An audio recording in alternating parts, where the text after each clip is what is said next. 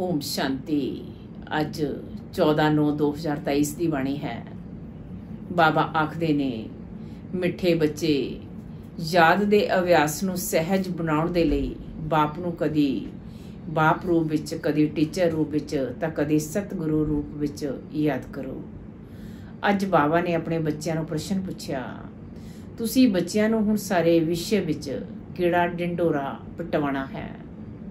अज बाबा दा उत्तर है, हुण ढिंडोरा पिटवाओ कि सुख दी दुनिया माना स्वर्ग दा रचयिता खुद राजयोग सिखाउण आया होया है।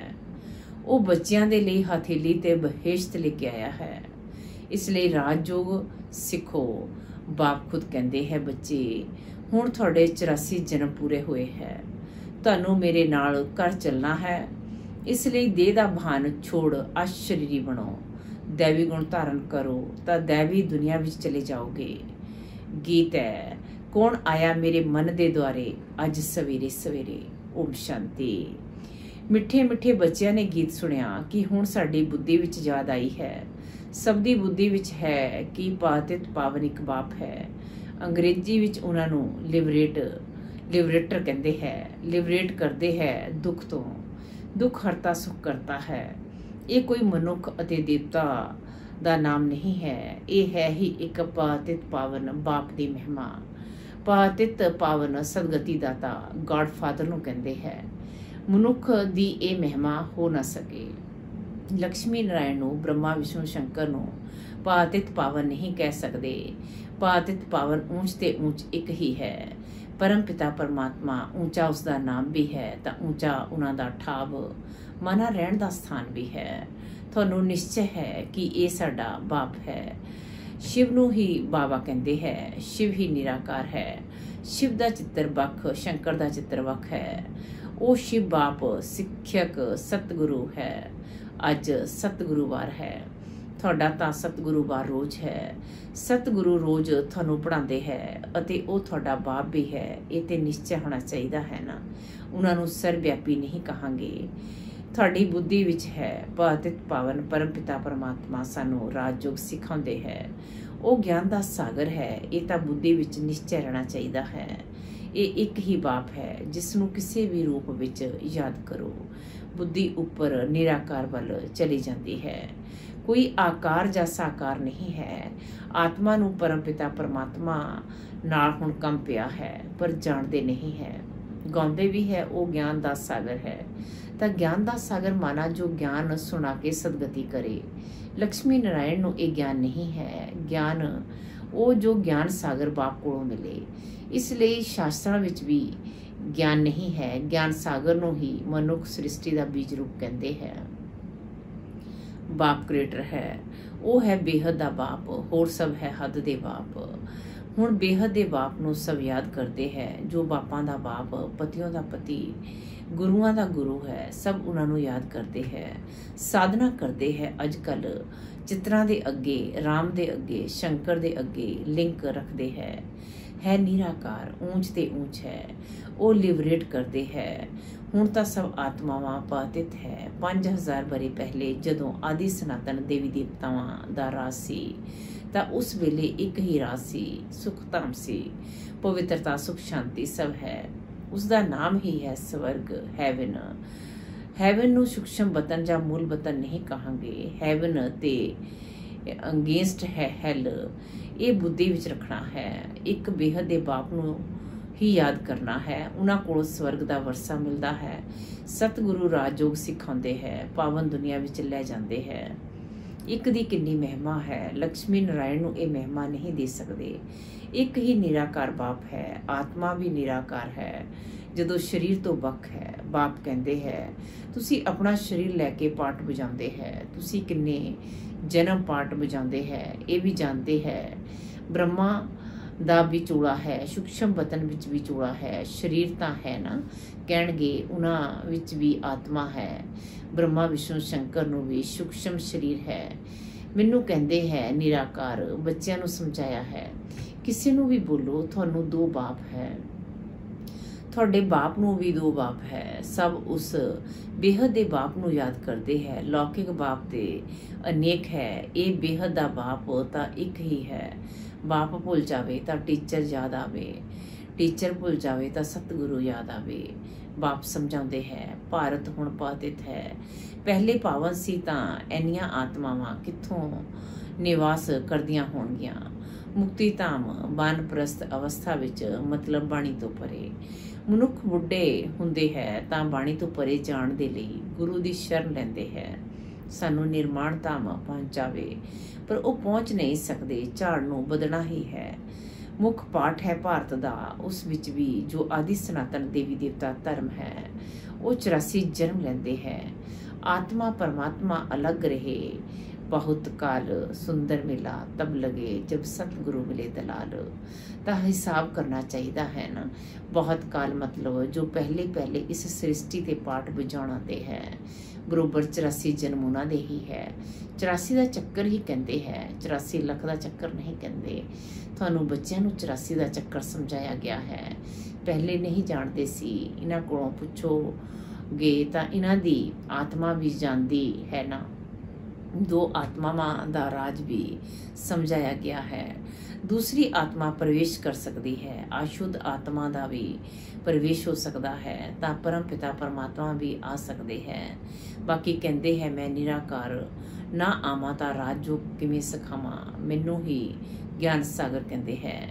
ਮਨੁੱਖ ਸਵਰਗ ਦੀ ਸਥਾਪਨਾ ਤਾਂ ਨਹੀਂ ਕਰਨਗੇ ਨਾ, ਬਾਪ ਨੂੰ ਹੀ ਕਿਹਾ ਜਾਂਦਾ ਹੈ। ਹੈਵਨਲੀ ਗॉडफादर ਬੇਕੁੰਠ ਦੀ ਰਾਜਧਾਨੀ ਹੈ। ਇੱਕ ਤਾਂ ਨਹੀਂ ਹੈ ਨਾ।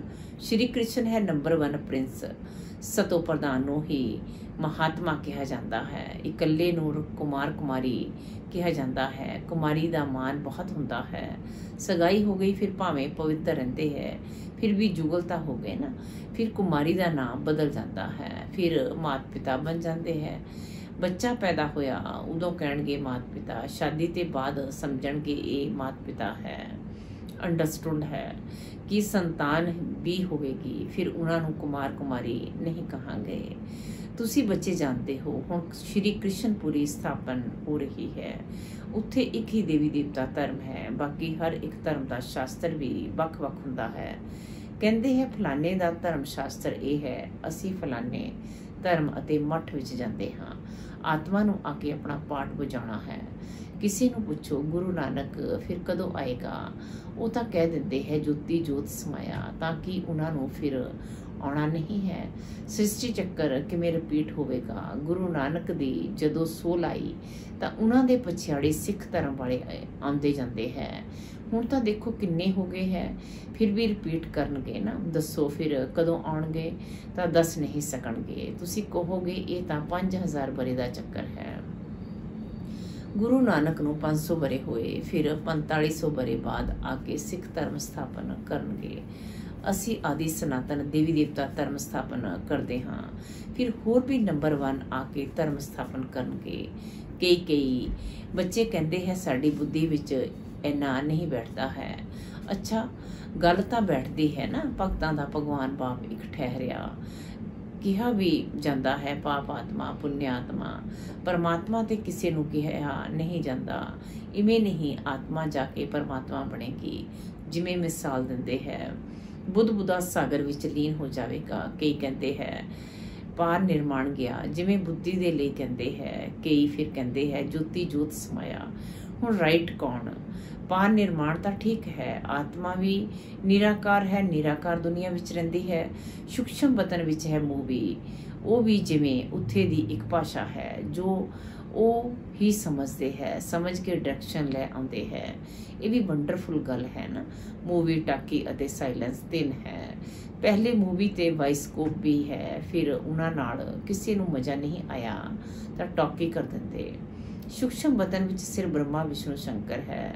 ਸਮਝਾਇਆ ਗਿਆ ਹੈ ਊਂਚ ਤੇ ਊਂਚ ਪਰਮ ਪਿਤਾ ਪਰਮਾਤਮਾ ਜੋ ਸਾਇਲੈਂਸ ਵਰਲਡ ਵਿੱਚ ਰਹਿੰਦੇ ਹੈ। ਅਸੀਂ ਆਤਮਾ ਵੀ ਉੱਥੇ ਰਹਿੰਦੀਆਂ ਹੈ। ਪਾਤਿਤ ਪਾਵਨ ਇੱਕ ਹੀ ਸਤਿਗੁਰੂ ਹੈ। ਸਰਬ ਦਾ ਸਦਗਤੀ ਦਾਤਾ ਉਹੀ ਹੈ। ਬਾਕੀ ਭਾਵੇਂ ਕੋਈ ਆਪਣੇ ਨੂੰ ਗੁਰੂ ਕਹਾਣ, ਰਿਸ਼ੀ ਕਹਾਣ, ਮਹਾਤਮਾ ਕਹਾਣ, ਪਰ ਹੈ ਸਭ ਭਗਤ। ਪਾਵਨ ਬਣਾਉਣ ਬਾਲੇ ਨੂੰ ਜਾਣਦੇ ਹੀ ਨਹੀਂ। ਕਹਿੰਦੇ ਹੈ ਪਰਮਾਤਮਾ ਸਭ ਨੂੰ ਕਬਰ ਤੋਂ ਨਿਕਾਲ ਲੈ ਜਾਂਦੇ ਹੈ।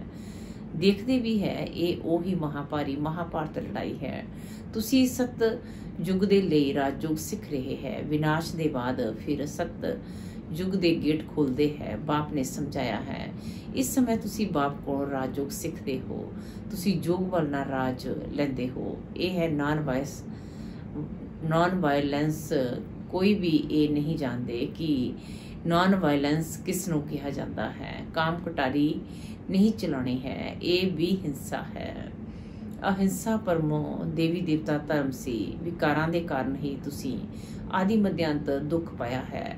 ਇੱਥੇ ਹੈ ਹੀ ਨਿਰਾਕਾਰੀ ਦੁਨੀਆ, ਜਿਸ ਕਾਰਨ ਆਦਿ ਮਧਿਅੰਤ ਦੁੱਖ ਨਹੀਂ ਹੁੰਦਾ ਹੈ। ਉਹ ਹੈ ਅਮਰ ਲੋਕ, ਇਹ ਹੈ ਮ੍ਰਿਤਿੂ ਲੋਕ।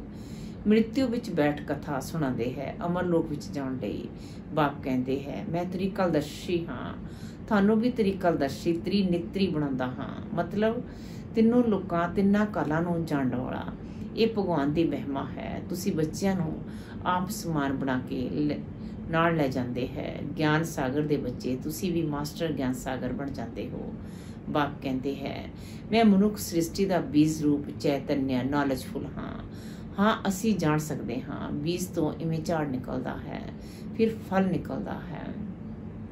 ਹੁਣ ਇਹ ਹੈ ਮਨੁੱਖ ਸ੍ਰਿਸ਼ਟੀ ਦਾ ਝਾੜ। ਬਾਬਾ ਕਹਿੰਦੇ ਹੈ ਮੈਂ ਇਸ ਉਲਟੇ ਝਾੜ ਦੇ ਆਦਿ ਮਧਿਅੰਤ ਨੂੰ ਸ੍ਰਿਸ਼ਟੀ ਚੱਕਰ ਨੂੰ ਜਾਣਦਾ ਹਾਂ। ਮਨੁੱਖ ਕਹਿੰਦੇ ਹੈ ਪਰਮਾਤਮਾ ਸਤ ਹੈ, ਚੈਤਨਿਆ ਹੈ, ਆਨੰਦ ਦਾ ਸਾਗਰ ਹੈ, ਸੁੱਖ ਦਾ ਸਾਗਰ ਹੈ। ਤਾਂ ਉਹਨਾਂ ਤੋਂ ਜ਼ਰੂਰ ਵਰਸਾ ਮਿਲਣਾ ਚਾਹੀਦਾ ਹੈ। ਤੁਸੀਂ ਮੇਰੇ ਕੋਲ ਵਰਸਾ ਲੈ ਰਹੇ ਹੋ। ਤੁਸੀਂ 21 ਜਨਮਾਂ ਦੇ ਲਈ ਪਾਵਨ ਬਣ ਜਾਓਗੇ।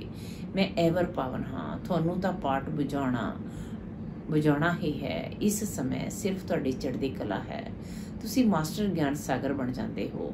ਫਿਰ ਸਤਯੁਗ ਤੋਂ ਲੈ ਕੇ ਤੁਹਾਡੀ ਕਲਾਵਾਂ ਕਮਤੀ ਹੁੰਦੀ ਜਾਣਗੀਆਂ।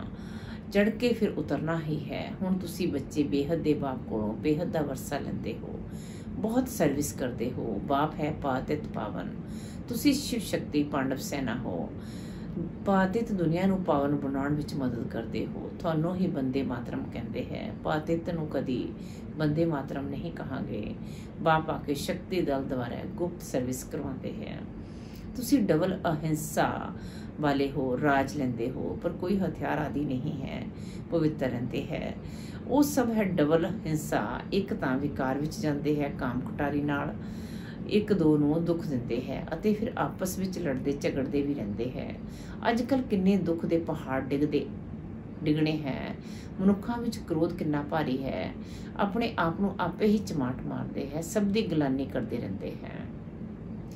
ਬਾਬਾ ਕਹਿੰਦੇ ਇਹ ਵੀ ਡਰਾਮੇ ਵਿੱਚ ਨੁੰਦਿਆ ਹੋਇਆ ਹੈ। ਸਭ ਨੂੰ ਡਿੱਗਣਾ ਹੀ ਹੈ।